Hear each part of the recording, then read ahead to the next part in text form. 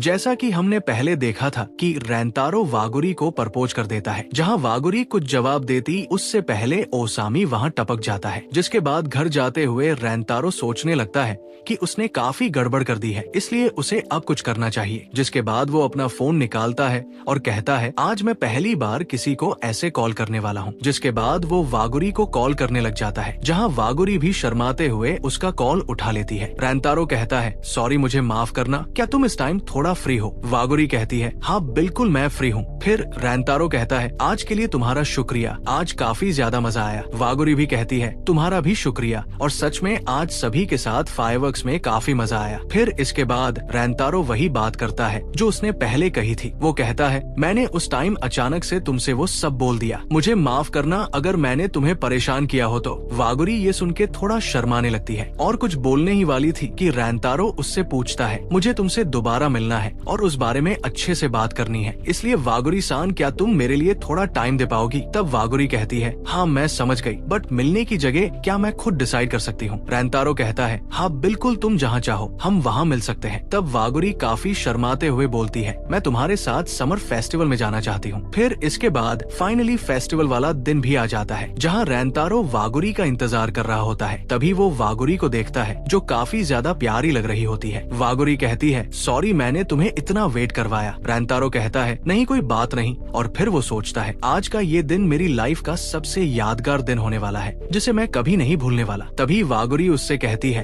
रेंतारो क्या तुम्हें भूख लगी है? फिर इसके बाद वो लोग फेस्टिवल में आ जाते हैं, जहाँ वागुरी तो भाई एक बड़ी सी कैंडी लेकर काफी मजे से खाने लगती है। रेंतारो उसे देखकर सोचता है मेरी वजह से मैंने इसे भी काफी परेशानी में डाल दिया है। फिर वो देखता है कि वागुरी के चेहरे पर थोड़ी कैंडी लग जाती है। वो उसे इस बारे में बताता है, जिसे सुनकर वागुरी काफी घबराते हुए उसे पूछने लगती है। रेंतारो उसे ऐसा करते देख वहाँ पे हंसने लग जाता है और कहता है तुम्हें ऐसे घबराने की बिल्कुल भी जरूरत नहीं है। वागुरी कहती है रेंतारो अब बस भी करो, इसमें इतनी हंसने वाली बात भी नहीं थी। फिर वो दोनों वहाँ पे मुस्कुराने लग जाते हैं। इसके बाद वागुरी एक दूसरी खाने की चीज देखकर उसे लेने के लिए कहने लगती है। फिर इसके बाद वो दोनों वहाँ पे जाने लगते हैं। फिर वो दोनों वहाँ पे मीठा गोला लेते हैं और ऐसे ही काफी एंजॉय करते हैं और काफी सारी चीजें खाते हैं। रास्ते में रेंतारो वागुरी के लिए एक क्यूट सा खरगोश भी जीतता है, जिसे पाकर वागुरी काफी ज्यादा खुश हो जाती है। इसके बाद आगे जाते हुए वागुरी कहती है आज तो मैं काफी ज्यादा खा लिया है। फिर वो कहती है रेंतारो क्या हम थोड़ी देर के लिए कहीं पे रेस्ट कर सकते हैं? रेंतारो कहता है हाँ हम ऐसा कर सकते हैं, क्योंकि उसे भी उस दिन के बारे में बात करनी होती है। इसलिए वो एक जगह पर बैठ जाते हैं जहाँ दोनों कोल्ड ड्रिंक लेते हैं। तब रेंतारो उससे पूछता है वागुरी क्या तुम्हारे पैर दर्द तो नहीं कर रहे? क्योंकि आज वो काफी घूमे थे इसलिए। वागुरी जोश में कहती है नहीं मैं एकदम ठीक हूँ। तब वो नोटिस करते हैं कि वो कुछ ज्यादा ही करीब आ गए हैं, इसलिए थोड़ा शर्माने लगते हैं। फिर काफी देर शर्माने के बाद रेंतारो एक बार फिर से वागुरी से कहता है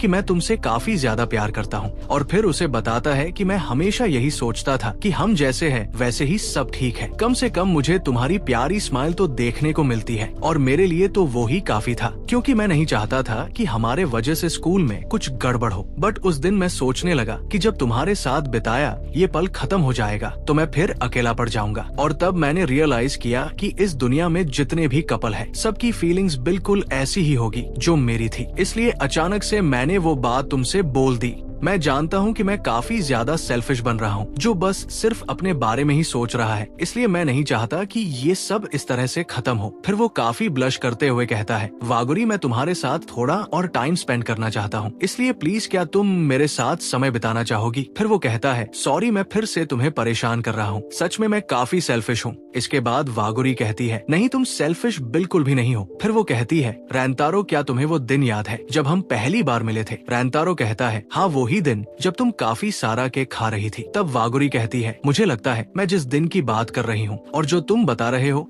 वो दोनों अलग अलग दिन है। वो कहती है एक्चुअली हमने उससे पहले भी एक बार बात की थी, रेंतारो को तो कुछ भी याद नहीं होता है। तब वागुरी कहती है असल में तुम्हारी शॉप पर बस इसलिए आती थी ताकि मैं तुमसे मिल पाऊँ। फिर वो उस दिन के बारे में बताने लगती है कि उस दिन काफी ज्यादा स्नो फॉल हो रही थी और मैं उस दिन अपना छाता और स्कार्फ भी भूल गई थी। मैं सोच रही थी कि मुझे जल्द से जल्द अपने घर चले जाना चाहिए, बट तभी मैंने तुम्हारी शॉप को देखा और फिर मैं अंदर चली गई। उस दिन शॉप पर तुम थे, मैंने वहाँ केक ऑर्डर किया और जब उसे टेस्ट किया तो मुझे काफी अच्छा फील हुआ। मैं काफी दिनों से थोड़ी मुश्किल समय से गुजर रही थी, इसलिए मुझे जब एक लंबे अरसे के बाद कुछ स्वादिष्ट खाने को मिला तो मैं वहाँ पे रोने लग गई थी। और उस दिन तुमने ही मुझे चुप कराया था और मुझे हिम्मत दी थी। फिर वो हंसते हुए कहती है, मुझे पता है तुम्हें वो दिन बिल्कुल भी याद नहीं है। तब रैंतारो अजीब सा चेहरा बना के कहता है, नहीं मुझे कुछ भी याद नहीं है। फिर वो कहता है, हाँ मुझे कुछ याद तो आ रहा है। वो इस टाइम पे झूठ बोल रहा होता है। तब वागुरी कहती है, कोई बात नहीं है, अगर तुम्हें कुछ याद नहीं है तो। फिर वो कहती है, मुझे पता है अगर उस दिन कोई और भी होता तो तुम उसके साथ भी वैसे ही पेश आते हैं, बट फिर भी उस दिन तुमने जैसे मुझसे बात की वो मेरे लिए बहुत स्पेशल थी और उसी चीज ने मुझे काफी खुश कर दिया था। इसलिए कोई बात नहीं, अगर तुम्हें उस दिन का कुछ भी याद नहीं हो तो। फिर वो कहती है,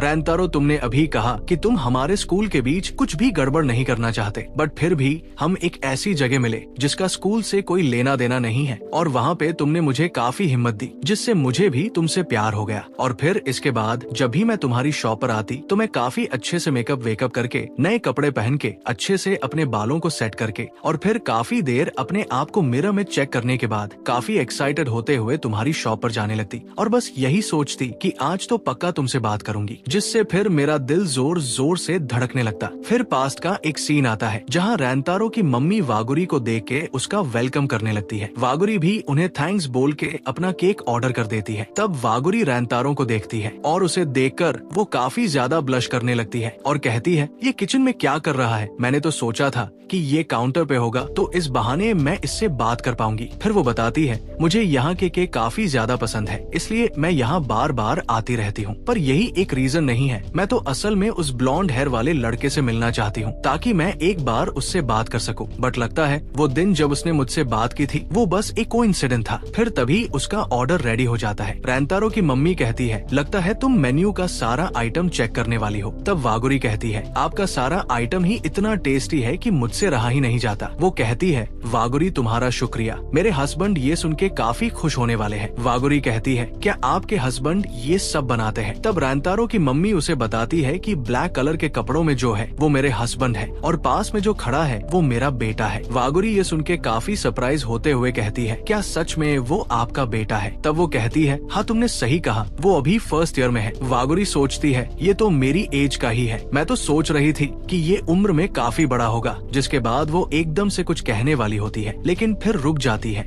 और शर्माते हुए वहाँ से चली जाती है। इसके बाद वो घर जाते हुए रैंतारो के बारे में सोचने लगती है और कहती है, पता नहीं उसका नाम क्या होगा। फिर वो बताती है कि मैं उस दिन के बाद से वहाँ पे रेगुलरली जाने लगी, बट उससे बात करना तो छोड़ो, काफी महीने गुजरने के बाद भी एक बार आई कांटेक्ट भी नहीं हुआ है, जिससे मैं थोड़ी निराश हो गई और फिर हिम्मत हारने लग गई। फिर फाइनली वो दिन आता है जब बारिश हो रही थी। उस दिन मैं हॉस्पिटल से लौटते टाइम काफी लेट हो गई थी और केक शॉप भी पास में ही थी, इसलिए जब मैंने केक्स देखे तो अपने आप को बिल्कुल भी नहीं रोक पा रही थी। बट उस दिन मैंने ढंग के कपड़े भी नहीं पहने थे, इसलिए मैं थोड़े डाउट में थी कि अंदर जाऊं कि नहीं। लेकिन फिर मैंने सोचा कि अभी ये सब सोचने का टाइम नहीं है, क्या पता वो लड़का आज शॉप पे हो ही ना। जिसके बाद मैं अंदर चली गई। अंदर आते ही रैंतारो की मम्मी उसका वेलकम करती है और कहती है, तो बताओ आज तुम क्या लेने वाली हो? वागुरी नोटिस करती है कि वहाँ पे रैंतारो नहीं है, इसलिए वो कहती है, आज मैं यहीं पर सब खाने वाली हूँ। तब रैंतारो की मम्मी कहती है, क्या तुम लेट नहीं हो जाओगी? तब वागुरी कहती है, कोई बात नहीं, मैं फिर भी यही खाना चाहती हूँ। इसके बाद वो काफी सारी चीजें ऑर्डर कर देती है। फिर रैंतारो की मम्मी उसे काउंटर पर थोड़ा ध्यान रखने के लिए बोलती है और फिर कुछ काम से अंदर चली जाती है। इसके बाद वागुरी अपना केक एंजॉय करने लगती है और रैंतारो के बारे में सोचने लगती है, जिससे वो काफी ज्यादा शर्मा जाती है। फिर वो बताती है कि जब मैंने लास्ट बाइट ली तभी मेरी नजर तुम पर गई और उस टाइम तुम बस मुझे ही देखे जा रहे थे, जिससे मैं वहाँ पे थोड़ी घबरा गई क्योंकि मैंने ये कभी नहीं सोचा था कि तुम यहाँ पर मिलोगे, और इसलिए ऐसे सरप्राइज की वजह से मेरे गले में केक अटक गया था, जिससे मुझे काफी ज्यादा शर्म महसूस हुई। इसके अलावा मैंने उस दिन ढंग की ड्रेस भी नहीं पहनी थी, जिससे मुझे उस दिन काफी रिग्रेट भी हुआ कि आखिर आज ही तुम मुझसे क्यों मिले, और तुम तो वहाँ पे लगातार बस मेरी तरफ देखे ही जा रहे थे, जिससे मैं काफी ज्यादा घबरा गई और वहाँ से जल्दबाजी में भाग गई और सोचने लगी कि सच में मैं कितनी बड़ी बेवकूफ हूँ। मैं तो वहाँ पे सब गिव अप करने वाली थी, बट मैं ऐसे ही सब खत्म नहीं करना चाहती थी, इसलिए मैं फिर से तुम्हारी शॉप पे गई और फिर काफी घबराते हुए तुम्हारी मम्मी से तुम्हारे बारे में पूछने लगी। और फिर मैंने कहा कि मैं यहाँ तुमसे मिलने के लिए आई हूँ क्योंकि मैं तुम्हारे बारे में सब जानना चाहती थी। और फिर मैंने तुमसे पहली बार उस दिन बात की। इसके बाद स्कूल में भी मैं पढ़ाई में बिल्कुल भी ध्यान नहीं दे पा रही थी और बार बार वो सब याद कर रही थी जब तुमने मुझे उन लड़कों से बचाया था, क्योंकि मेरी वजह से तुम्हें उस दिन चोट भी लग गई थी। यही सब सोच सोच मैं पागल हो रही थी। इसलिए जब मैंने थोड़ा मूड फ्रेश करने के लिए पर्दा हटाया तो मैंने तुम्हें देखा और उस टाइम तुम भी मेरी तरफ ही देख रहे थे। फिर तुमने अचानक से अपना पर्दा लगा लिया था। उस दिन मुझे पता चला कि तुम चिदोरी स्कूल में पढ़ते हो और इस बात से मैं काफी ज्यादा खुश हो गई थी क्योंकि तुम इतने टाइम से मेरे इतने करीब थे और मैं पागल तुम्हें बार बार शॉप में देखने के लिए मरे जा रही थी। फिर वो बताती है कि इस तरह से मेरे पहले प्यार की शुरुआत हुई। फिर सीन प्रेजेंट में आता है जहाँ वागुरी काफी खुश होते हुए कहती है, रैंतारो मैं वागुरी काओरुको और तुम सुमुगी रैंतारो। मेरे लिए हमारे स्कूल के बीच क्या है वो सब अब मैटर नहीं करता क्योंकि मैं बस तुम्हारे बारे में जानना चाहती हूँ। इसलिए तुम्हारा बहुत बहुत शुक्रिया कि तुमने अपनी फीलिंग्स मुझे बताई कि तुम कैसा महसूस करते हो। इसलिए रैंतारो मैं कहना चाहती हूँ कि मैं भी तुमसे बहुत ज्यादा प्यार करती हूँ। और इस टाइम पर सीन काफी प्यारा होता है। इसके बाद रैंतारो ब्लश करते हुए सोचता है, मैं खुश हूँ कि मैं थोड़ी हिम्मत कर पाया क्योंकि जैसी मेरी लाइफ थी मैंने तो कभी ये एक्सपेक्ट ही नहीं किया था कि मेरे साथ भी कुछ अच्छा होगा, लेकिन तुम ही थी जो हमेशा मुझे देखकर स्माइल करती थी। इसलिए आज मैं फाइनली तुम्हें अच्छे से जान गया वागुरी सान। और इसी प्यारे से मोमेंट के साथ ये सीरीज यहीं पर खत्म हो जाती है। सच में यार आज का ये एपिसोड बहुत खास और भावुक था और ये सीरीज जिसने हमारे दिल को अंदर तक छुआ, हमें हंसाया, रुलाया और प्यार की सबसे खूबसूरत डेफिनेशन दी। आज इसका आखिरी एपिसोड था और सच कहूँ तो वो पल जब वागुरी ने रैंतारो के सामने अपने प्यार का इजहार किया, वो सीन तो जैसे मेरे दिल में हमेशा के लिए बस गया। रैंतारो की वो हल्की सी मुस्कान, वागुरी की आंखों में छलकता प्यार, सच में काफी प्यारा सा मोमेंट होता है। ये सीरीज सिर्फ एक कहानी नहीं थी बल्कि एक एहसास थी जो हमें याद दिलाती है कि सच्चा प्यार हमेशा गरिमा के साथ खिलता है। इसके हर एपिसोड में हमने इन किरदारों को साथ जिया, उनके सुख दुख में शामिल हुए और अब जब ये सीजन खत्म हो गया तो दिल में एक हल्का सा खालीपन सा छोड़ गया। मुझे तो यार इसके अगले सीजन का इंतजार रहेगा। इसलिए मेरे प्यारे दोस्तों, इस खूबसूरत सफर के लिए आपने जो मुझे सपोर्ट किया उसका आप सभी को दिल से शुक्रिया। आपके प्यारे प्यारे कमेंट्स और इस सीरीज के लिए आप सबकी ऐसी दीवानगी ने इसे और भी खास बना दिया। इसलिए दोस्तों, भले ही आज ये सीरीज हमें अलविदा कह रही हो, लेकिन इसमें वो प्यार जो वागुरी और रैंतारो ने हमें दिखाया वो हमेशा हमारे दिलों में जिंदा रहेगा। तो आइए इस खूबसूरत सीजन को एक प्यार भरी विदाई देते हैं। तब तक आप सभी से हम विदा लेते हैं। एक बार फिर आप सभी का धन्यवाद।